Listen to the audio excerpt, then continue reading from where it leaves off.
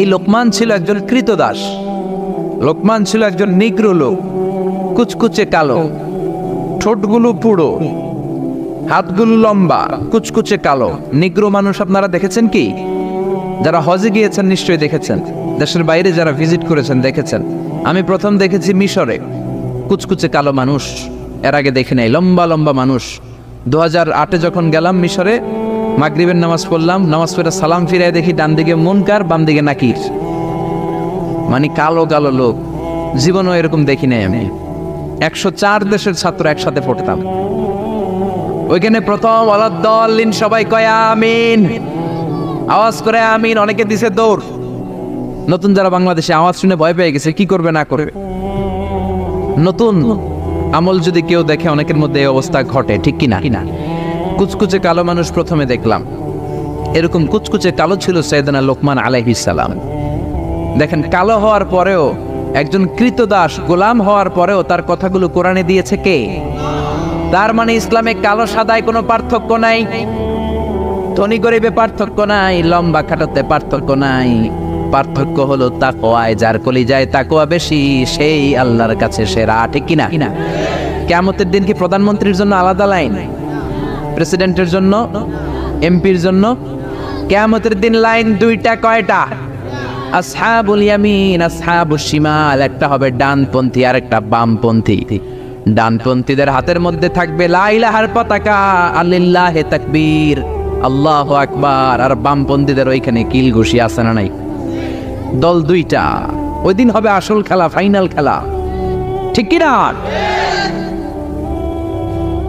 এজন্য ইসলাম বলে there is no difference between black and white, between upper and lower, between the richer section of the society and poorer section of the society, between the prime minister, member of the parliament and rickshaw puller, factory labor.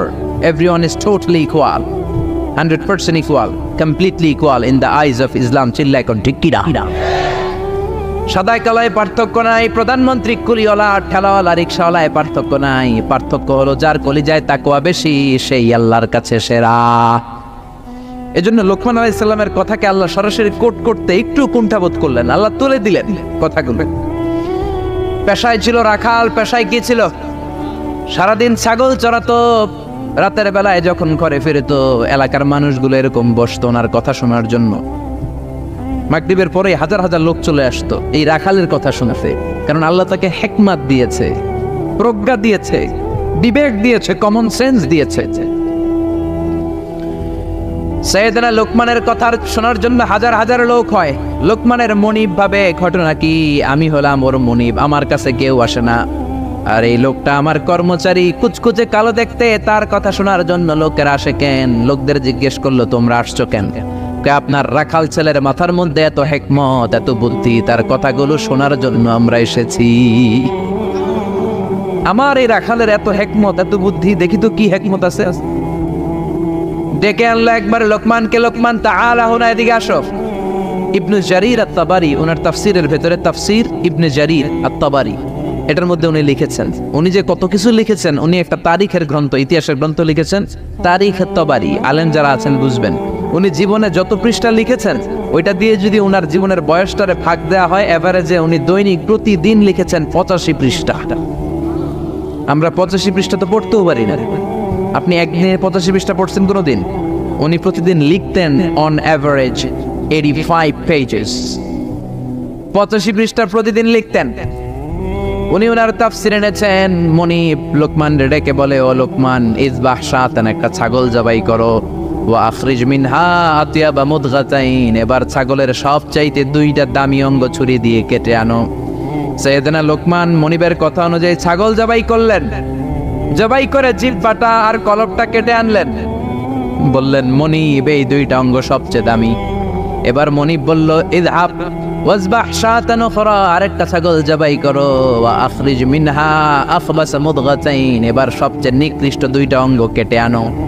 এবার সাইয়েদনা লোকমান আবার ছাগল জবাই করলেন, আবারও জিহ্বা আর কলব কেটে নিয়ে আসলেন।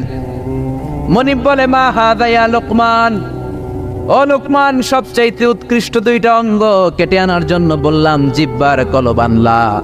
সবচেয়ে নিকৃষ্ট দুইটা অঙ্গ কেটে আনতে বললাম, তখনও জিহ্বার কলব আনলা। ঘটনাটা কি?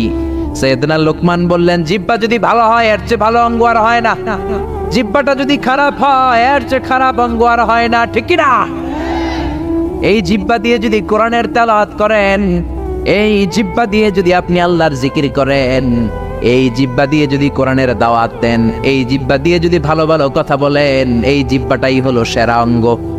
আর এই জিহ্বা দিয়ে যদি মিথ্যা কথা বলেন, ওয়াদার খেলাফ করেন, মানুষকে গালি দেন, চগলখুরি করেন, গীবত করেন, জিহ্বার চেয়ে খারাপ কোন অঙ্গ হতে পারে? এজন্য আল্লাহ বললেন, আলাম নাজআল লাহু আইনাইনি ওয়া লিসানাও ওয়া শাফাতাইনি ওয়া হাদাইনাহুন নাজদাইন। ও গোলাম, তোরে চোখ দিলাম, ঠোঁট দিলাম, তোরে আমি জিহ্বা দিলাম। জিহ্বা দিলেন কে? জিহ্বা না থাকলে খাবারের স্বাদ নিতে পারতেন? জোরে বলেন। আল্লাহর দেহের অঙ্গগুলোর সেটিং এত সুন্দর। এই দেখেন, খাবো এইখানে মুখ, চাবানোর জন্য ভিতরে দাঁত, ঘ্রাণ নেওয়ার জন্য তার 2 ইঞ্চি উপরে নাক, দেখার জন্য চোখ। আচ্ছা, আমাদের চোখ দুইটা যদি পিছনে থাকতো, এদিকে একটা এদিকে একটা, তাহলে খাওয়ার সময় এটা ভালো কি খারাপ দেখার জন্য এইভাবে নেওয়া লাগতো, তাই না? নাক যদি এইখানে না থাকে, নাক থাকতো এইখানে পিঠে, পিঠে যদি নাকটা থাকতো, তাহলে খাওয়ার আগে এটা কি ভালো খাবার না বাসি খাবার, আগে নাকের এইখানে দেখানো লাগতো, একটু সুইকা দেখে ভালো কিনা, ঠিক কিনা? চোখ যেখানে আল্লাহ রাখলেন, এখান থেকে যদি মাত্র 2 ইঞ্চি উপরে, এইখানে হয়তো বাম চোখটা, এদিকে ডান চোখটা, কি হইতো? ফুটবল খেলতে যায়, ফুটবলে হেড দিতে গেলে চোখ দুইটা ডিমের মতো পৌঁছে যেত, ঠিক কিনা? কান দুইটা চমৎকার জায়গায় দিলেন, আপনি অবাক হয়ে যাবেন। আল্লাহর এই বডি মেকানিজম, হিউম্যান অ্যানাটমি নিয়ে যদি আপনি চিন্তা করেন, কিভাবে আল্লাহ ডিএনএ দিয়েছেন, ডাইঅক্সিরিবো নিউক্লিক অ্যাসিড, যেটা আমাদের প্রাণের ব্লুপ্রিন্ট, কোটি কোটি ডিএনএ। আমার দাদা, আমার পরদাদা, আমার 14 দাদা, কে কোন ধরনের বৈশিষ্ট্য, ক্যারেক্টারিস্টিক্স, কোয়ালিটি নিয়ে এসেছে, সব ডিএনএ এর মধ্যে আল্লাহ দিয়ে দিয়েছেন। একজনের ডিএনএ এর সাথে আরেকজনের ডিএনএ এর কোনো মিল নাই, কোন সুবহানাল্লাহ। এমন ভাবে সেটিং করেছেন যেটা যেখানে দরকার। খেয়াল করে শুনেন, এই যে কানটা, এই কানটা যদি আল্লাহ এই বগলের নিচে দিত, আর এই ডান কানটা যদি এই বগলের নিচে দিত, আজকে আমার ওয়াজ শোনা লাগতো এইভাবে, ঠিক কিনা? কারণ এইভাবে যদি কান চাপা পড়ে থাকে, কথা শোনা যাবে? সুবহানাল্লাহ কইতে পারলেন না? এই জন্য আল্লাহ বললেন, আলাম নাজআল লাহু আইনাইনি ওয়া লিসানাও ওয়া শাফাতাইনি ওয়া হাদাইনাহুন নাজদাইন। তোরে জিহ্বা দিলাম, জিহ্বা দিয়ে স্বাদ নেয়ার সুযোগ দিলাম। আমাদের এই যে জিহ্বা, নরম নরম টিস্যু দিয়ে আল্লাহ জিহ্বাটারে বানিয়েছেন। এই জিহ্বার পার স্কয়ার সেন্টিমিটারে টেস্ট বার্ড আছে 84টা। সেই হিসাবে আমাদের পুরো জিহ্বা দিয়ে আমরা কয়েক হাজার ধরনের খাদ্যের স্বাদ আস্বাদন করতে পারি। কোন সুবহানাল্লাহ। এত নরম অঙ্গ দেহের আর দ্বিতীয়টা নাই। একটা চুল যদি জিহ্বার মধ্যে পড়ে যায়, সেটাও টের পাওয়া যায়, জোরে কোন ঠিক কি না? এজন্য রব্বুল আলামিন সাইয়েদনা মুসারে ডেকে বললেন, ও মুসা, তোর মেজাজ দিয়েছি গরম, কিন্তু জিহ্বা দিয়েছি নরম। ফেরাউনের কাছে যখন দাওয়াত নিয়ে যাবা, গরম মেজাজটা নিয়ে যেও না, নরম জিহ্বাটা দিয়ে নরম নরম ভাষায় দাওয়াত দিবা। فقولا له قولا لينا لعله يتذكر أو يخشى। ও মুসা, তুমি আর তোমার ভাই হারুন ফেরাউনের কাছে যখন যাবা, মেজাজ গরম দেখায় না। মেজাজ দিছি গরম, কিন্তু জিহ্বা দিছি নরম। নরম জিহ্বা দিয়ে নরম ভাষায় দাওয়াত দিবা, হয়তো ফেরাউনের কপালে খুলে যেতে পারে, ঠিক কি না? এজন্য লোকমান জিহ্বা কেটে এনে বলল, জিহ্বাটা সবচেয়ে ভালো আবার সবচেয়ে খারাপ। কলব কেটে এনে বলল, কলবটা সবচেয়ে ভালো সবচেয়ে খারাপ। কলবে যদি আপনি আল্লাহরে বসান, এই কলবের ভেতরে যদি আল্লাহরে জিকিরে বসান, এই কলবের মধ্যে যদি সবার জন্য ভালোবাসা থাকে, peace for all, love for all, no hatred for anyone, no jealous for anyone, কারোর জন্য ঘৃণা থাকবে না অন্তরে, সবার জন্য ভালোবাসা আছে না? নাই। এই অন্তরে যদি সবার জন্য ভালোবাসা পুষে রাখেন, আল্লাহর জিকির দিয়ে যদি অন্তরটারে সমৃদ্ধ করেন, কলবের চাইতে দামি কোনো অঙ্গ আছে নাকি? এজন্য আল্লাহ বললেন, আলা বিযিকিরিল্লাহি তাতমাইন্নুল কুলুব। দুনিয়ার কোন জিনিস দিয়ে কলব ঠান্ডা হয় না একমাত্র জিকির ছাড়া। লা ইলাহা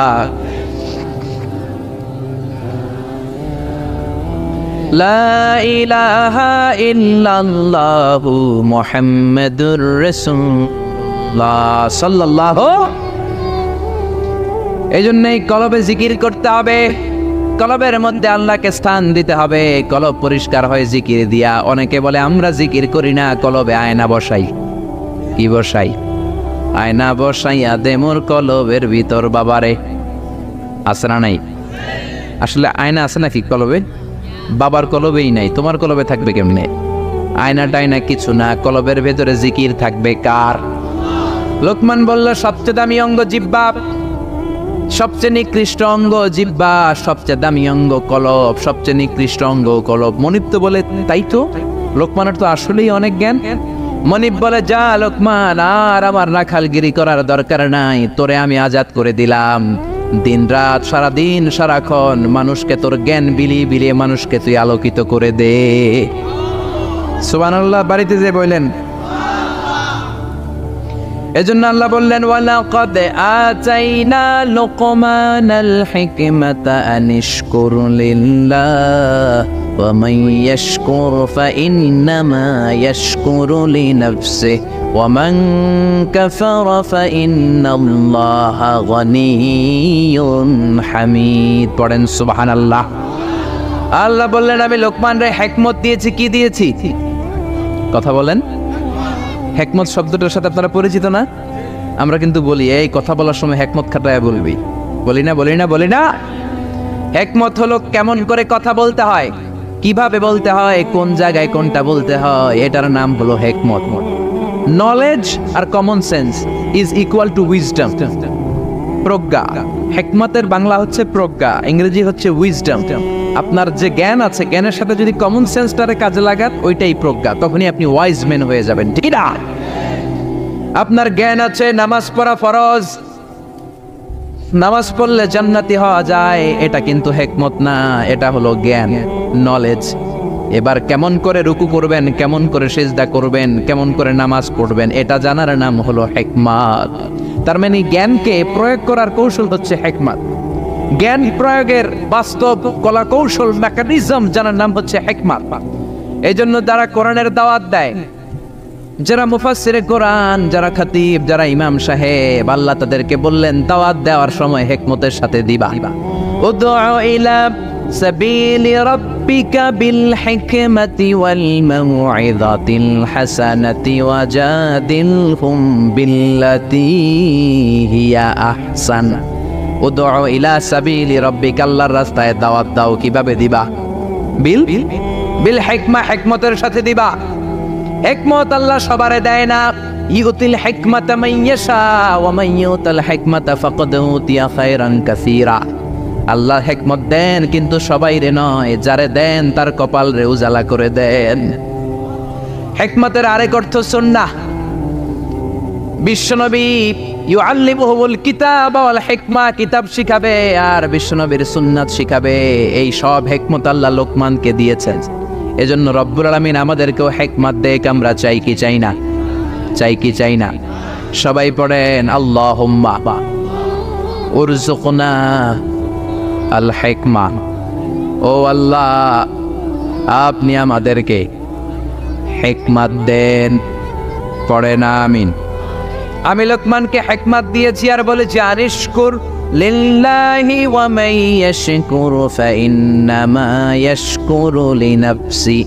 হিকমত দিয়ে আমি লোকমান রে বললাম, ও লোকমান আনিশকুর লিল্লাহ, শুকরিয়া করবা কার? জোরে বলেন কার? আল্লাহর শুকরিয়া করবা, কারণ শুকরিয়া করলে নেয়ামত বাড়ায় দেয় কে? শুকরিয়া না করলে নেয়ামত কেড়ে নেয় কে? লাইন শাকারতুম লাযীদান্নাকুম ওয়া লাইন কাফারতুম ইন্না আযাবি লাশাদীদ।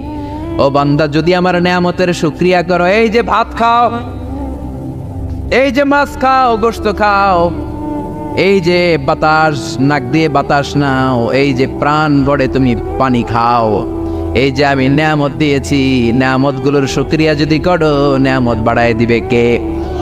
আর যদি নাশুকরি করো, জেনে রেখো আমার আযাব বড় কঠিন। ইন্না বাতশা রাব্বিকা লাশাদীদ, আমার পাকড়াও বড় কঠিন। আমি আল্লাহ সব সময় ধরি না, কিন্তু যখন ধরি তখন ধরে ধরে ধরে না ধরলে আল্লাহ। জোরে বলেন, ধরে ধরে ধরে না ধরলে আল্লাহ। সব সময় ধরি না, কিন্তু ধরলে সারি না। ফেরাউন রে ধরে না কিন্তু যখন ধরছে তখন আর নমরুদরে ধরে না, কিন্তু যখন ধরছে মশার কামড় দিয়ে দুনিয়া থেকে শেষ। ফেরাউনকে সাগরের মধ্যে সুবানি খাওয়াইছে কে? আব্রাহার বাহিনীকে আবাবিল দিয়ে ধ্বংস করলো কে? আবার কাবা ভাঙতে এলে পাঠাও আবাবিল, দাও খোদা দাও আমায় আবার উমার দারাজ দিল। আল্লাহু আকবার। তার মানে সব সময় ধরে না, অনেক ছাড় দেয়। ফামাহিলিল কাফিরিন আমহিলহুম রুয়াইদা, কাফেরদেরকে আমি ঢিল দেই, চান্স দেই, সময় দেই, দেখি ফিরে আসি কিনা, দেখি তওবা করে কিনা, দেখি মসজিদে ঢুকে কিনা, দেখি নামাজি হয় কিনা, দেখি ভালো মানুষ সাজে কিনা। জোরে কোন ঠিক কিনা? আমরা যখন ঘুড়ি উড়াই হাতে থাকে কি? নাটাই থেকে আমরা সুতায় ঢিল দেই, তাই না? ঘুড়ি ডানে যায় বায়ে যায়, কি আরাম, উঠতেছে এই আকাশে, এদিকে যায় ওদিকে যায়। তার মানে কি এই যে ঘুড়ির আর ফিরে আসা লাগবে না? আসা লাগবে কি লাগবে না? সুতা আমরা ঢিল দেই, ঘুড়ি আকাশে উড়ে। সন্ধ্যাবেলায় নাটাই ধরে যখন সুতায় টান দেয়, ঘুড়ির ফিরে আসা লাগে কি লাগে না? এই জন্য সুযোগ পেয়ে গাদ্দারি করো না, নাফরমানি করো না। সুতায় ধরে যখন টান দিবেন ফিরে আসা লাগবে, ঠিক কি না? এজন্য আল্লাহ বলো শুকরিয়া করো। বললেন শুকরিয়া করে বাড়ায় দিব না, শুকরি করলে কেড়ে নিব। শুকরিয়া করবেন না কেন? এত নেয়ামত আল্লাহ আমাদের দিয়েছেন, নেয়ামত গুলো গুণে শেষ করতে পারবেন? পারবেন? আমার দেহে কত নেয়ামত, আমার ঘরে কত নেয়ামত, আমার ব্যবসা প্রতিষ্ঠানে কত নেয়ামত, গোটা বসুন্ধরা পৃথিবী ব্যাপী কত নেয়ামত, ঠিক কি না? এজন্য আল্লাহ বললেন আনিশকুরু লিল্লাহি ওয়া মান ইয়াশকুরু ফাইন্নামা ইয়াশকুরু লিনাফসি। শুকরিয়া করো, শুকরিয়া করলে তোমারই লাভ। যে শুকরিয়া করে নিজের জন্যই করে নাকি আল্লাহর লাভ? আমরা শুকরিয়া করলে আল্লাহর অনেক লাভ না? আল্লাহর ক্ষমতা অনেক বেড়ে যাবে আমরা শুকরিয়া করলে, বেড়ে যাবে। আল্লাহ বলে গোলাম, পৃথিবীর সবাই যদি মুত্তাকি হয়ে যাও, দুনিয়ার সবাই যদি নামাজি হয়ে যাও, আল্লাহর ওলি হয়ে যাও, আমার কোনো লাভ নাই, লাভ তোর। আর সবাই যদি কাফের হয়ে যাও, আমি আল্লাহর লস নাই, লসও তোমার। জোরে কোন ঠিক কিনা? সহিহ মুসলিমের বর্ণনা, দুনিয়ার সবাই যদি কাফের হয়ে যায়, মুশরিক হয়ে যায়, আমি আল্লাহর ক্ষমতার 1 ইঞ্চিও কমবে না। সবাই যদি জিকির করে ওলি হয়ে যায়, আমি আল্লাহর ক্ষমতার 1 ইঞ্চিও বাড়বে। লাভ লস কার? কয় আল্লাহর। লাভ লস কার? কার? আরো জোরে সবাই বলেন। লাভ লস আমাদের। ওমান কাফারা ফাইন্নাল্লাহা গনিয়্যুন হামিদ। আর যদি কুফরি করো, জেনে রেখো আল্লাহ মুখাপেক্ষী, আল্লাহর কিছু লাগে না, লাগে আমাদের। আমাদের প্রয়োজনে আমরা আল্লাহর কাছে ঠেকা, আল্লাহ কারো কাছে ঠেকা নাকি? আমাদের প্রয়োজনে আমরা আল্লাহর কাছে চাই, আল্লাহ কারো কাছে চায় নাকি? এবার সাইয়েদনা লোকমান ছেলেরে দাওয়াত দিবেন, ছেলেরে উপদেশ দিবেন, শুনতেছেন? আল্লাহ বললেন ওয়াইয ক্বালা লুকমানু লিবনিহি ওয়া হুয়া ইয়াইদুহু ইয়া বুনাইয়া লা তুশরিক বিল্লাহ ইন্নাশ শিরকা লাযুলমুন আযীম। শুরু করলেন উপদেশ। ও নবী, স্মরণ করুন ওই সময়ের কথা যখন লোকমান তার ছেলেকে উপদেশ দিচ্ছে। এজন্য ছেলেরে নসিহত করবেন, উপদেশ দিবেন। বিবিকে নসিহত করবেন। কোরআনে আল্লাহ বলেছে ফাইদুহুন্না, বিবিরে ওয়াজ করো। আমরা ওয়াজ করতে চাই না, ফ্যামিলি মিটিং নাই, ছেলেদেরকে আমরা কিছু বলি না, ছেলেদেরকে উপদেশ দিবেন। লোকমান বলল ইয়া বুনাইয়া, ও আমার বাজান, ও আমার কলিজার টুকরা সন্তান। আদর করে বলবেন, তমুক দিবেন না। এই হারামজাদা, গোলামের পোলা গোলাম, নামাজ পড়স না, আজকে তোর একদিন কি আমার একদিন। পোলাই কেবল ঠিক আছে, আজকে আমনের একদিন, আরেকদিন আমার, ঠিক কিনা? কাজ হবে না। নরম ভাষায় দরদ নিয়ে বলবেন। হৃদয় নিংড়ানো দরদ নিয়ে কোনো কথা বললে ওই কথাটা আরেকজনের হৃদয় স্পর্শ করে, ঠিক কিনা? এজন্য দাওয়াতের ভাষা হতে হবে খুব হৃদয় স্পর্শী, নসিহত হতে হবে খুব কোমল ভাষার। অনেকে নসিহত করে মনে হয় যে আমার কিলাই বানান, আছে না? নেই, এটা তো নসিহত না, এটা ঝগড়া।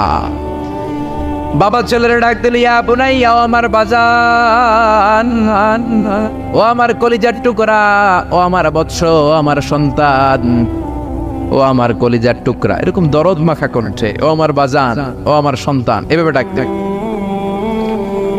কলিজার টুকরা সন্তান বলে প্রথম উপদেশ দিচ্ছে, লা তুশরিক বিল্লাহি ইন্নাশ শিরকা লাযুলমুন আযীম। ও আমার কলিজার টুকরা সন্তান, শিরক করো না। কি করো না? সবাই বলেন, কি করো না? শিরক করো না, কারণ ইন্নাশ শিরকা লাযুলমুন আযীম, শিরক হলো বড় জুলুম। কারণ এই জুলুমটা কোনো মানুষের উপর জুলুম নয়, এই জুলুমটা কার উপর? যে আল্লাহ রিজিক দেয়, আল্লাহর না মাইনা আরেকজনরে মানেন, আপনি মুমিন না মুশরিক? যে আল্লাহ আপনার স্রষ্টা, তার ইবাদত না করে আরেকজনের ইবাদত করেন, আপনি মুমিন না মুশরিক? এজন্য বললেন লা তুশরিক বিল্লাহ, শিরক করো না। খেয়াল করবেন, সবচেয়ে জরুরি জিনিস আগে বলতে হয়, এই জিনিসটা অনেক জরুরি। শিরক কিন্তু অনেক ভয়ঙ্কর। শিরক হচ্ছে ভয়ঙ্কর ঈমান বিধ্বংসী মারণাস্ত্র। এই শিরক যদি আপনি করে ফেলেন, আপনার সব শেষ। এজন্য প্রথমে শিরকের কথা বললেন। শিরক হলো ঈমান বিধ্বংসী মারণাস্ত্র। এইডসের চেয়েও ভয়ঙ্কর, ক্যান্সারের চেয়েও ভয়ঙ্কর। ক্যান্সারের অ্যান্সার আছে, শিরকের কোনো অ্যান্সার নাই, ঠিক কিনা? বিশ্বনবী বলেন, আখফা মিন দাবিবিন নামাল, পিঁপড়ার চেয়েও গুটি গুটি পায়ে তোমার দেহের ভেতরে শিরক নামক ভাইরাস ঢুকে তোমার ঈমানকে সারখার করে দিবে, ঠিক কিনা? এজন্য কখনোই কোনোভাবে শিরক করা যাবে। আমরা যখন নামাজে দাঁড়াই, আল্লাহ বলে নামাজ পড়ে পড়িস, আগে বল শিরক করস কিনা। আমরা বলি ওয়াজ্জাহাতু ওয়াজহিয়া লিল্লাযী ফাতারাস সামাওয়াতি ওয়াল আরদা হানিফাও ওয়া মা আনা মিনাল মুশরিকিন। আমরা বলি, ও আল্লাহ, ওয়া মা আনা মিনাল মুশরিকিন, আমরা শিরক করি। আবার যখন আমরা হজ করতে যাই, ইজার পরে রিদা পরে হজের জন্য যাই, আল্লাহ বলে হজ পরে করিস, আগে বল শিরক করস কিনা। আমরা বলি লাব্বাইক আল্লাহুম্মা লাব্বাইক, লাব্বাইক লা শারীকা লাক লাব্বাইক, ও আল্লাহ, কোনো শরীক করি না, কোনো শিরক করি না, কোন সুবহানাল্লাহ। এজন্য আল্লাহ বললেন, ইন্নাল্লাহা লা ইয়াগফিরু আন ইউশরাকা বিহি ওয়া ইয়াগফিরু মা দুনা যালিকা লিমান ইয়াশা। আল্লাহ চাইলে সব গুনাহ ক্ষমা করে দিতে পারেন, শুধু শিরকের গুনাহ ছাড়া। কোন গুনাহ ছাড়া? আরো জোরে বলেন। আল্লাহ সব গুনাহ মাফ করেন, কিন্তু শিরকের গুনাহ মাফ করেন। এজন্য হাদিসে কুদসিতে আল্লাহ বললেন, পাহাড় পরিমাণ গুনাহ নিয়ে যদি কিয়ামতের দিন আমার সামনে হাজির হয়ে যাও, ওই গুনার মধ্যে যদি শিরকের গুনাহ না থাকে, আমি আল্লাহ পাহাড় পরিমাণ ক্ষমা আর দয়া নিয়ে তোর কাছে হাজির হয়ে যাব। পাহাড় পরিমাণ গুনাহ, এই গুনার ভিতরে শিরকের গুনাহ নাই, তাহলে পাহাড় পরিমাণ ক্ষমা নিয়ে আমাদের কাছে হাজির হয়ে যাবে কে? এজন্য আল্লাহ ফরমান, লা ইন আশরাকতা লা ইয়াহবাতান্না আমালুকা ওয়া লা তাকুনান্না মিনাল খাসিরিন। যদি কোনো ক্রমে শিরক করে ফেলো, তোমার সব আমলগুলো বাতিল করে দিবে কে? এজন্য শিরক করা যাবে? শিরক মানে আল্লাহর সমকক্ষ কাউরে মনে করা, আল্লাহর অংশীদার স্থাপন করা, আল্লাহর নামে কাউরে ডাকা, আল্লাহর মতো কাউরে ক্ষমতাবান মনে করা, এটা হচ্ছে শিরক। বুঝতে পেরেছেন? এজন্য প্রথমে ছেলেরা বললেন, লা তুশরিক বিল্লাহ, আল্লাহর সাথে শিরক করবা না। শিরক হলো বড় অপরাধ, শিরক হলো মহা পাপ, সব পাপের বাপ। এটা হচ্ছে শিরক। এটা কি? শিরক করা যাবে? শিরক তিন ধরনের। কথাগুলো কঠিন, সহজে বুঝালে বুঝবেন। সহজ করে কইতে আমায় কহজে, সহজ করে যায় না কওয়া সহজে। সহজ করে বুঝাচ্ছি, কিন্তু মনোযোগ দিয়ে শুনতে হবে। শুনতেছেন তো? তিন প্রকার। প্রথমে শিরক দুই প্রকার, শিরকে আকবার, শিরকে আসগার। শিরকে আকবার মানে বড় শিরক, এই শিরক করলে আপনি মুশরিক। আবার নতুন করে কালিমা পড়তে হবে। এটা তিন ধরনের শিরক। ফির রুবুবিয়া, রব হিসাবে মানতে হবে একজনকে। তিনি কে? আল্লাহর ছাড়া যদি অন্য কাউরে রব মানেন, আপনি মুমিন না মুশরিক? এজন্য কবরের প্রথম প্রশ্ন কি? মার রব্বুক। আপনি যদি কোন জানি না, কোনই আছে না নাই, আপনার বলতে হবে, আল্লাহ আমার রব, এই রবি আমার সব, দমে দমে তনু মনে তারি অনুভব। পড়েন, আল্লাহ আমার রব।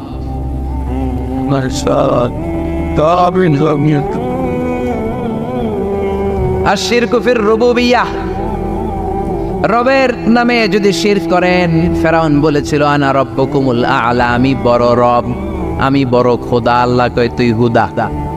এজন্য সাগরের মধ্যে সুবাইছে কে? এজন্য আল্লাহ ছাড়া কাউরে কোনোদিন রব মানা যাবে? দুই নাম্বার শিরকু ফিল উবুদিয়া, ইবাদত হবে একজনের। তিনি কে? এখন আপনি মসজিদেও যে আল্লাহর সেজদা দেন, আবার দরগায় যে মাজারে যেও আপনি সেজদা দেন, আপনি মুমিন না মুশরিক? মাজারে যে অনেক মহিলারা সেজদা দেয়, আছে না নাই? কয় ছেলের জন্য বাবার কাছে গেছি, বাবার দরবারে যায়, বাবা নাকি ছেলে দিব। মাজারে গেলে বলে ছেলে পাওয়া যায়। আচ্ছা, কুত্তার যে বাচ্চা হয়, কুত্তা কোন দরবারে গেছিল? হ্যাঁ, ছাগলের যে বাচ্চা হয়, ছাগলে কোন মাজারে যায়? গাভী যে প্রতি বছর বাছুর দেয়, গাভী কোন বাবার দরবারে যায় বাচ্চা পাইলো? কথা কি বুঝেন? একটু বিবেক খাটান। এই যে কুকুরের বাচ্চা হয়, ছাগলের বাচ্চা, এরা তো কোনো মাজারে যে মানত করলো না, এদেরকে বাচ্চা দিল কে? তো কুকুররে আল্লাহ বাচ্চা দিতে পারলে কি আপনারা দিতে পারে না? يهب لمن يشاء إناثا ويهب لمن يشاء الذكور أو يزوجهم ذكرانا وإناثا ويجعل من يشاء عقيما إنه عليم قدير। তিনি যাকে চান তাকে ছেলে দেন, আবার যাকে চান তাকে মেয়ে দেন, আবার যাকে চান তারে ছেলেও দেন মেয়েও দেন, আবার যাকে চান ছেলেও দেন না মেয়েও দেন না। তিনি কে? এজন্য ছেলে মেয়ে যদি চাইতে হয়, চাবেন কার কাছে? 3 নম্বরে আশিরকু ফিল আসমাই ওয়াস সিফাত। আল্লাহর সিফাতি নাম যদি কারো সাথে লাগান, আমার আল্লাহর নাম হলো গৌসুল আজম, মানে মহান সাহায্যকারী। এখন আব্দুল কাদের জিলানীরে যদি বলেন গৌসে পাক, আপনি মুমিন না মুশরিক? খবরদার, আল্লাহ হচ্ছে গৌসুল আজম। আল্লাহ কে? গৌসুল আজম, এটা আল্লাহর নাম, আল গৌস আল আজম। আব্দুল কাদের জিলানী অনেক বড় আল্লাহর ওলি ছিলেন। ওলিরে ওলি বলে ডাকবেন? ওলিরে আল্লাহর নাম দিয়ে ডাকা যাবে? আব্দুল কাদের জিলানী শুধু ওলি ছিলেন না, মুজাহিদ ছিলেন। মুফতাকির বিল্লাহ ছিল ওনার সময়ের প্রেসিডেন্ট। ওই প্রেসিডেন্টের ঘুষাইয়া চাপা ভাঙ্গা দিছে, পিটাইয়া একেবারে সুলতানাত মাটির সাথে মিশিয়ে দিয়েছে। আব্দুল কাদের জিলানী বাগদাদে 400 মাদ্রাসা প্রতিষ্ঠা করেছে। ওনার এলপি খেদমত নিয়ে কথা নাই, ওনার জিহাদি জীবন নিয়ে কথা নাই, খালি কথা ফু দিলে বলে পানি আগুন হয়ে যায়, আগুন পানি হয়ে যায়। কপাল পোড়া, ঠিক কিনা? খাজা মাইনুদ্দিন চিশতি রাহিমাহুল্লাহ অনেক বড় আল্লাহর ওলি ছিলেন। তার চেয়ে বড় পরিচয় হলো মুজাহিদ ছিলেন। পৃথ্বীরাজের সিংহাসন হিন্দুস্তানে লাথি মেরে উড়িয়ে হিন্দুস্তানের মতো জায়গার মধ্যে কালিমার পতাকা গেড়েছেন, ঠিক কিনা? এই ওয়াজগুলো করে না, শুধু বলে ফু দিয়া এটা করছে, জায়নামাজ বিছাইয়া সাগর পার হয়েছে, খালি এই ওয়াজ করে। এরা এক একজন মুজাহিদ ছিলেন, এরা এক একজন স্ট্রাগল করেছেন, অন্যায়ের বিরুদ্ধে জিহাদ করেছেন। চিল্লায় বলেন ঠিক কিনা? এজন্য খবরদার, আল্লাহর নামের সাথে আল্লাহর মতো করে কাউরে ডাকা যাবে না, কোন ধরনের শিরক করা যাবে না। এটা গেল শিরকে আকবার। এবার আসেন শিরকে আসগর। শিরকে আসগর হচ্ছে ছোট শিরক। কি শিরক?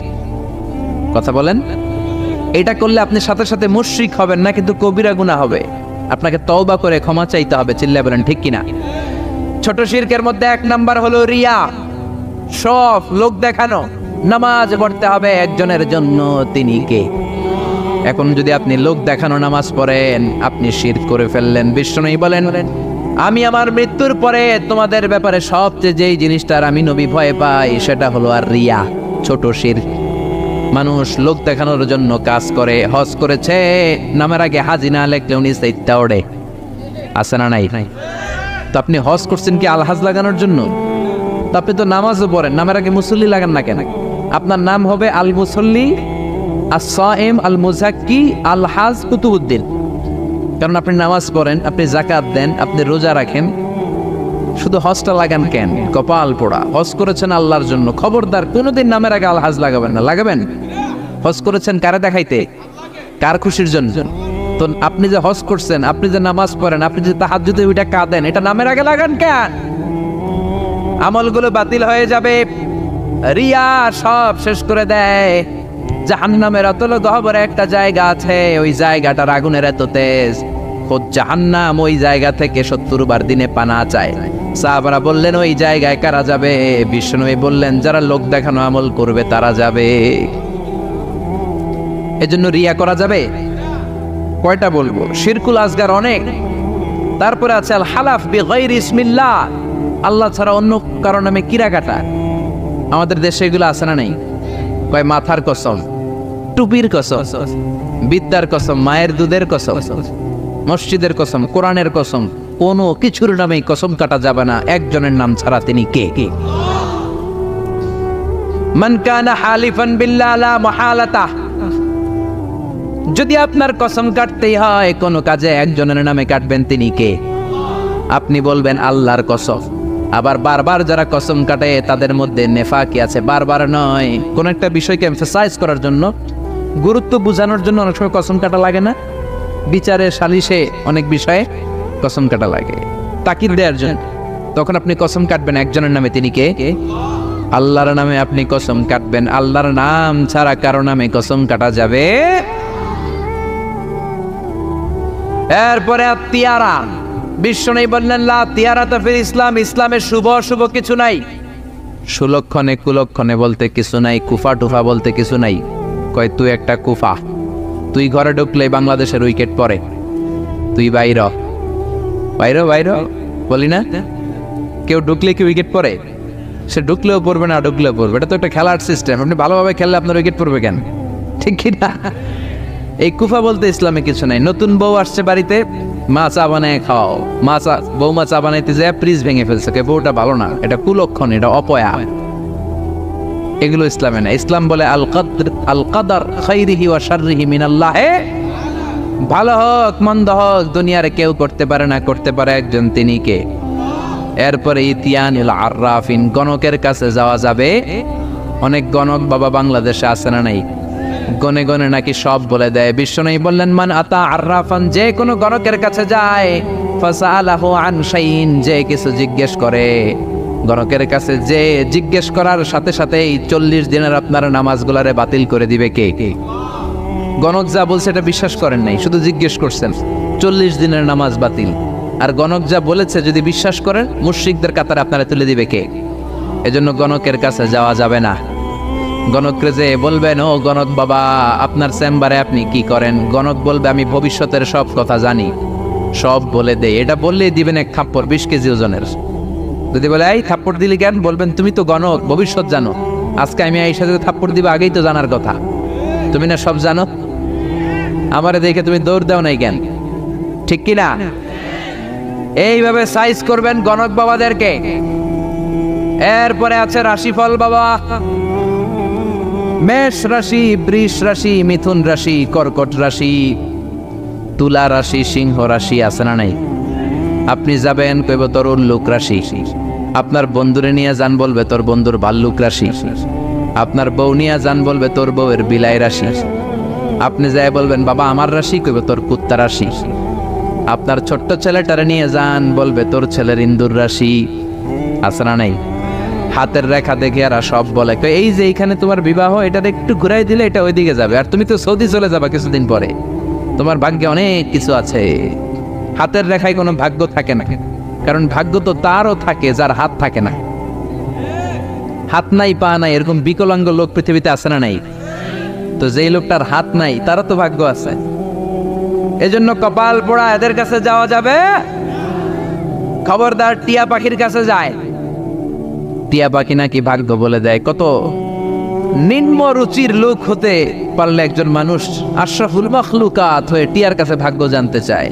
ভাগ্য তো মহাবিশ্ব সৃষ্টির 50,000 বছর আগে লৌহে মাহফুজে লিখে দিয়েছে কে? আর জোরে বলেন কে? এরপর কোমরে কাইতন বাদে আছে না নাই? হাতের মধ্যে আজমি শরীফের সুতা বাদে। পরীক্ষার রাত্রে দেখলাম একটাই ঘুরে, বললাম কিরে পরশ না? কয়ে যে হুজুর সুতা আছে, আজমি শরীফের সুতা, আমার A+ ঠেকাবে কে? এরকম আছে না নাই? সুতা তোমার কিচ্ছু করতে পারে না, করতে পারে একজন, তিনি কে? এরপরে ইঁদুরের কাছে যে দাঁত চায়, দাঁত নিয়ে কই ইন্দুর মামা, ইন্দুর মামা, মাই কইছে আমনে আমার বড় মামা, আমার মোটা দাঁত নিয়ে আমনের চিকুন দাঁত দেন। এই এলাকায় বলে, এখানেও বলে। ইঁদুরের কাছে আর দাঁত চাইবেন? কোনদিন চাইবেন? এরপর ট্রাকের পিছনে জুতা ঝুলায় আছে না নাই? তাও পুরান জুতা, দেখবেন রাত্রেবেলা ট্রাকের পিছনে সব পুরান জুতা। একটা ধরলাম কি রে পুরান জুতা কেন? হুজুর চোখ লাগে, বদনজর, মুখ লাগে। তো কি লাভ? কই যেটা মুখ লাগাইছে ওটার গালে যায় আমার সিরা জুতা পড়ছে। কপাল পোড়া। তুমি ট্রাককে হেফাজতের জন্য জুতার উপর তাওয়াক্কুল করেছো, আল্লাহর উপর তাওয়াক্কুল করো নাই, তুমি মুশরিক। জোরে কোন ঠিক কি না? এরপরে মাজার দেখলে ড্রাইভার ভাইরা গাড়ি স্লো করে, করে কি করে না? মাজারের দিকে এরকম করে, আছে না নাই? কিরে স্লো করলি কেন? কয় বাবার মাজার, বাবায় অনেক গরম, গাড়ি আমার উল্টায় দিবে। জোরে চালাইলে গাড়ি উল্টায় দিলে দুর্ঘটনা হয়, মানুষ মারা যায়। যে লোক কবরে শুইয়া মানুষ মারে ওইটা আল্লাহর ওলি নাকি ডাকাইত? ওটা তো অনেক বড় সন্ত্রাসী, ঠিক কিনা? এরপর বাচ্চাদের কপালে কালো টিপ আছে না নাই? আমি আমার বাড়িতে আমার পুরাতন একটা অ্যালবাম ঘাটতে শুরু করলাম। ঘাটতে ঘাটতে দেখি আমার বয়স যখন 4, তখন আমার একটা ছবি, ওইখানে আমার কপালেও কালো টিপ দেওয়া। আম্মারে ধরলাম, কালো টিপ দিলা কেন? কয় তোর নানি কইছে। নানিরে ধরলাম, তুমি কইছো কেন? কয় তোর বড় আম্মা কইছে, ওই বেডি আর বাইসা নাইস, আর ধরতেও পারি নাইস। এই জন্য এগুলো করা যাবে। এই কালো টিপ দিবেন না। সূরা ফালাক নাস করে ফু দিবেন, সুস্থ করে দিবে কে? তারপরে কয় পরীক্ষা সকালে ডিম খাবি না, পরীক্ষায় ডিম পাবি। আপনাদের এলাকায় বলে বলে এটি ভুয়া কথা। আমি তো সবসময় পরীক্ষার দিন সকালে ডিম খাইতাম আর ফার্স্ট হয়ে যেতাম। এই যে মিশরের পরীক্ষায় যখন দিলাম, ডিম খেয়ে গেছি, ফার্স্ট হয়ে গেছি। ডিম খাইলে ফার্স্ট হয়ে যাবেন, ডিম খাইলে পরীক্ষায় ডিম পাবে, এটা ভুয়া কথা। এরপরে কয় জট কলা খাইস না, জমজ বলাইব। আছে না নাই? জমজ হলে তো ভালো, 2 বারের কষ্ট একবারে সারলো। 2 বার বউয়ের কষ্ট কমে গেল। 10 মাস 2 বছর কত কষ্ট, 2 বার পেট কাটো। আর জামাইয়ের টাকা খরচ, সিজারের টাকা, আছে না নাই? তো একবারে যদি হয়ে যায়, কষ্ট কমে গেল না? কপাল পোড়া। জট কলা দেখে দেখে খাইবেন, বাইসা বাইসা খাইবেন, কিচ্ছু হবে না। সুবহানাল্লাহ। এরপরে বলে তোর যদি হাত চুলকায় তাইলে তোর টাকা আসবে, বলে না? আসলে কি আসে? টাকা আসে? আসে না। ধনী বানায় কে? গরিব বানায় কে? আবার মাথায় যদি 2 গিট থাকে, 2টা গিট থাকে, কয় তোর 2 বিয়া। আছে না নাই? মুসলমান এগুলোতে বিশ্বাস করতে পারে।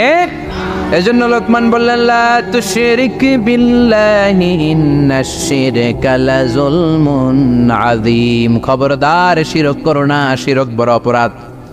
1 নাম্বার উপদেশ শেষ। 2 নাম্বার, ইয়া বুনাইয়া ইন্নাহা ইন তাকু মিসকালা হাববাতিন মিন খারদালিন ফাতাকুন ফি সাখারাতিন আও ফিস সামাওয়াতি আও ফিল আরদি ইয়াতি বিহাল্লাহ ইন্নাল্লাহা লাতীফুন খাবীর। প্রথম উপদেশ দিলেন, বাবা শিরক করিস না, শিরক বড় পাপ, সব পাপের বাপ। ক্যান্সারের অ্যান্সার আছে, শিরকের কোনো অ্যান্সার। দ্বিতীয় উপদেশ দিলেন, বাবা ছোট্ট কোনো ভালো কাজ কিংবা মন্দ কাজ যদি করো, পাহাড়ে ঢুকেও যদি করো, আকাশে উঠেও যদি করো, জমিনের গর্তের মধ্যেও যদি করো, কেউ দেখে না দেখে কে? কেউ যেটা দেখে না দেখে কে? কেউ যেটা শোনে না শোনে কে? কেউ যেটা বোঝে না বোঝে কে? দরজা বন্ধ করে, লাইট অফ করে রাতের বেলা পাপ করলেন, কেউ দেখে নাই, দেখছে কে? তিনি লাতীফুন খাবীর, সূক্ষ্মদর্শী। তিনি থাকেন অনেক উপরে, 7 আকাশ, সিদরাতুল মুনতাহা, বাইতুল মামুর, লাউহে মাহফুজ, তারপরে আল্লাহর আরশ, তারপরে কুরসি, তার উপর আল্লাহর 70,000 নূরের পর্দা। সেখান থেকে আল্লাহ 7ম জমিনের নিচেও যদি অমাবস্যার রাতে কোনো পিপিলিকা, পিঁপড়া নীরবে নিঃশব্দে হেঁটে যায়, এত উপর থেকে ওই পিঁপড়ার আওয়াজও আল্লাহ শুনতে পান। তিনি লাতীফুল খাবীর। তার মানে দ্বিতীয় উপদেশ দিলেন, বাবা ওই আল্লাহর শিরক করো না, যে আল্লাহ এত ক্ষমতাশীল, তুমি যেখানেই যেটা করো কিয়ামতের দিন তোমার সামনে তুলে ধরবে কে? এটাকে বলে সেন্স অফ অ্যাকাউন্টেবিলিটি, জবাবদিহিতার চিন্তা। এই সফটওয়্যার, তাকওয়া নামক এই সফটওয়্যার যদি ছেলের মাথায় ইনস্টল করে দেন, এই ছেলে আর কোনোদিন বেয়াদব হবে না, এই ছেলে বেনামাজি হবে না, এই ছেলে বেরোজগার হবে না, এই ছেলে ডাকাত হবে না। চিল্লা এখন ঠিক কি না? আদর দিয়ে আপনি বুঝায় দেন, বাবা তুমি স্কুলে যাও, চুরি করে বন্ধুর পেন্সিলটা তোমার ব্যাগে করে এনো না, বন্ধুর রাবার চুরি করো না, কলম চুরি করো। ছোট্ট বাচ্চাদের মধ্যে এটা আছে, আরেকজনের কলমটা লাল দেখছে, ওটা নিয়ে আসে। আপনি শিখিয়ে দেন আরেকজনের জিনিস নেওয়া যাবে না, না বলে নেয়াকে চুরি বলে। ও বাবা রাস্তা দিয়ে তুমি হেঁটে যাও, আম গাছে আম পেকেছে, রাস্তায় কেউ নাই, টুক করে একটা আম পেড়ে ব্যাগের ভিতরে পড়েছো, কেউ দেখে নাই, দেখেছে কে? কিয়ামতের দিন বিচার আছে না নাই? ওই ছোট্টবেলা থেকেই এই তাকওয়া নামক সফটওয়্যার ব্রেনে ইনস্টল করে দেওয়ার দরকার আছে না নাই? 3 নাম্বার উপদেশ, ইয়া বুনাইয়া আকিমিস সালাতা ওয়া আমুর বিল মা'রুফি ওয়ানহা আনিল মুনকার। ইয়া বুনাইয়া, ও আমার ছেলে, আকিমিস সালাহ মানে কি?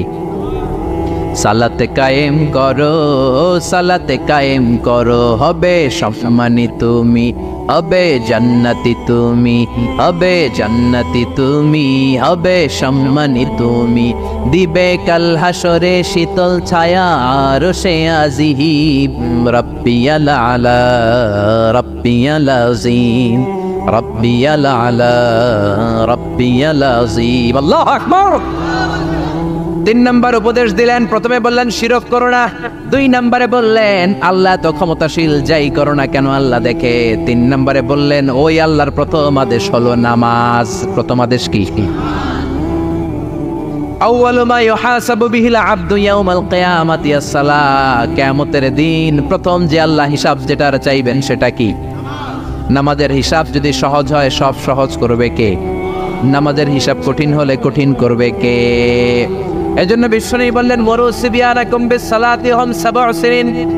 ছেলের বয়স যখন 10 বছর নামাজের আদেশ দাও, আর ছেলের বয়স যখন 7 বছর নামাজের আদেশ দাও। 10 বছর হলে নামাজের জন্য শাসন করো, ঠিক কি না? 7 বছরে আদেশ করবেন, সাথে সাথে নিয়ে যাবেন। 10 বছরের নামাজ না পড়লে শাসন করবেন, চোখ গরম করবেন, রক্তচক্ষু দেখাবেন, প্রয়োজনে পিটাবেন, তারপরেও নামাজে নেয়ার দরকার আছে না নাই? 7 বছর বয়স থেকে যদি আপনি নামাজের কথা বলেন, 10 বছর এমনি ছেলে পাক্কা নামাজি হয়ে যাবে, ঠিক কি না? আর যদি 30 বছর বয়সে আমার কাছে পানি পড়ার জন্য আসেন, পারা যাবে? পারা যাবে? পারা যাবে? অনেকে বলে হুজুর সকালবেলায় ডাকি না, আমার ছেলে ঘুমায়, কি করুন? সকালবেলায় ঘুমায় ডাকি না, তো সকালবেলায় ভূমিকম্প হইলে কি করবেন? কথা বলেন। সকালবেলায় ঘরে আগুন লাগছে, ওই দিন কি করবেন? না, ছেলেটা ঘুমায়, ঘুমাক না একটু, আগুন লাগছে তো কি হয়েছে, পুইরা মরুক, তারপরেও ঘুমাক, এরকম করবেন? দুনিয়ার আগুনের জন্য, দুনিয়ার আগুন থেকে বাঁচাতে হলে ছেলেকে যদি ডাকতে হয়, জাহান্নামের আগুন থেকে যদি বাঁচাতে চান ডাকার দরকার আছে না নাই? এজন্য দিন শুরু হবে ফজরের নামাজ দিয়ে। কোন নামাজ দিয়ে? জোরে বলেন। বাবা যারা আছেন নামাজের দাওয়াত দিবেন। এরপরে 4 নম্বরে বললেন ওয়ামুরু বিল মা'রুফ, ভালো কাজের আদেশ দাও। 5 নম্বরে বললেন ওয়ানহা আনিল মুনকার, খারাপ কাজের নিষেধ করো। ভালো কাজের আদেশ, খারাপ কাজের নিষেধ, এগুলো করো। কুনতুম খায়রা উম্মাতিন উখরিজাত লিন-নাসি তা'মুরুনা বিল মা'রুফি ওয়া তানহাউনা আনিল মুনকার। ভালো কাজের আদেশ দাও, মন্দ কাজের নিষেধ। বাচ্চাদেরকে এগুলো শিখাবেন, এখন থেকে এগুলো শিখে বড় হতে হবে। আপনি একা নামাজ পড়লে হবে না, আশেপাশের বন্ধু বান্ধবদেরকে নিয়েও মসজিদে যাওয়ার দরকার আছে না নাই? একা পাপ থেকে বাঁচলে হবে না, সমাজটারও পাপ থেকে বাঁচানোর দরকার আছে না নাই? আপনি যদি বলেন আমি তো নামাজ পড়ি, এরা না পড়লে আমার কি, আমি পাপ করি না, ওদেরকে আমি বাধা দিব না, আমার কি? আযাব আর গজব আসলে আপনিও বাঁচবেন না, আপনি সবার আগে ভুগবেন, ঠিক কি না? লঞ্চের 2য় তলায় কিছু ভালো মানুষ ঘুমায়, লঞ্চের নিচের তলায় কিছু লোক লঞ্চের তলা ছিদ্র করতে আরম্ভ করছে। আচ্ছা, লঞ্চের তলা যদি ছিদ্র কেউ করে কি হয়? পানি ঢুকে, লঞ্চ ডুবে যায়। এখন 2য় তলার লোকেরা যদি ভাবে আমরা তো আরামেই আছি, আমাদের ওদেরকে ঠেকানোর দরকার নাই, লঞ্চ কি থাকবে না যাবে? এজন্য উপরের তলায় যারা ঘুমায় তাদের দায়িত্ব যারা নিচের তলায় ছিদ্র করে ওদেরকে বাধা দেয়া, ঠিক কিনা? যদি বাধা না দেয় নিচের তলার লোকেরা যেমনি শেষ, উপরের লোকেরাও শেষ। নামাজিরা আপনারা যদি আশেপাশের লোকদেরকে নামাজের দাওয়াত না দেন, ভূমিকম্প আসলে শুধু ওই জালেমরা মরবে না, আপনারা আলেমরাও মরবেন, কোন ঠিক কিনা? জালেমও মরবে, আলেমও মরবে। এজন্য আল্লাহ বললেন ওয়াত্তাকু ফিতনাতাল্লাতী লা তুসিবান্নাল্লাযীনা যালামু মিনকুম খাসসাহ। ওই আযাবকে ভয় করো যে আযাব যখন আসে শুধু জালেমের উপর আসে না, আলেমের উপরও আসে, ঠিক কিনা?